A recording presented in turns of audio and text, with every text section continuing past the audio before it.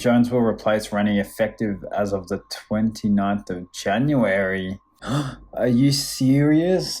Just when I thought Rennie was starting to get things moving forward. This could be one of the most significant days in Australian rugby history. There are so many unknowns and so many things to quickly discuss. Not really sure what to make of the Dave Rennie out, Eddie Jones in. I mean, Eddie Jones is a World Cup master and Dave Rennie didn't have the best record, but there's only 8 months now to prepare. Hopefully we see that classic Eddie Jones situation where he comes in, gets massive win streaks, everything seems to be going well. And although that usually follows a massive decline, we can worry about that after the World Cup. I mean, when he first took on England, he got like 17 wins in a row or something. So who knows, maybe we could be in for something big here, Australian fans. Even though the boss of Australian rugby declared they'll be playing the Australian way, maybe this Australian style of play, also known as running rugby or smart rugby, is not really better suited to the Wallabies at the moment. You can imagine Eddie Jones will want to play his classic game plan of playing for territory, more tactical, lots of kicking and relying on defence, which is a style I think he kind of went away from with the English rugby team once he started to get criticised for the boring or dull style of play. I can imagine we might even see some old heads return into the mix, not necessarily in the 23, but just into the squad.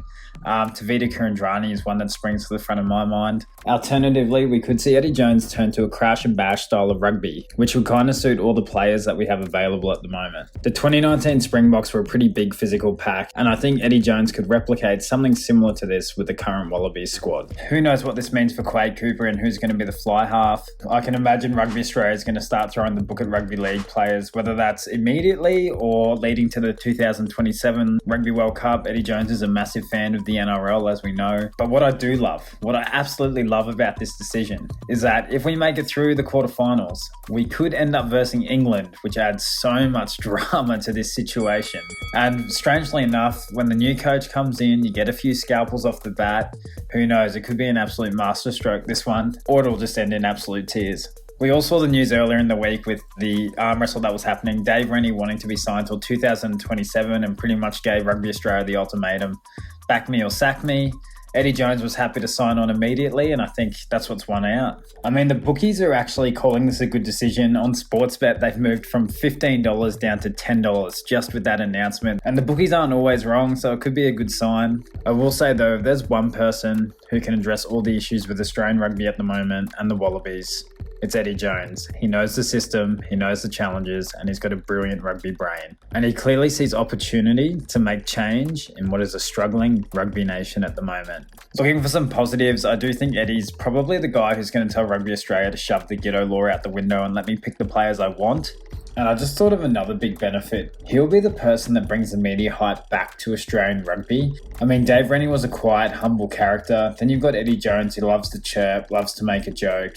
I can really see Australian rugby starting to hit the front page a bit more with Eddie Jones as coach, which may have been a pretty significant factor for Rugby Australia considering all the financial issues.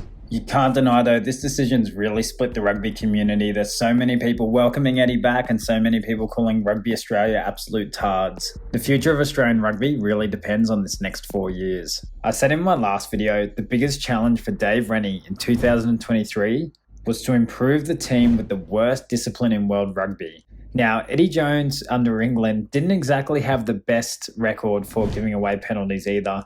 So this is going to make for a really interesting year. I do think, though, Eddie Jones is going to opt for a complete change in game plan, which will actually reduce the amount of penalties Australia gives away. Yeah, it's just an absolute crazy day for rugby in Australia at the moment. Let me know what you guys think down in the comments below. See you in the next one.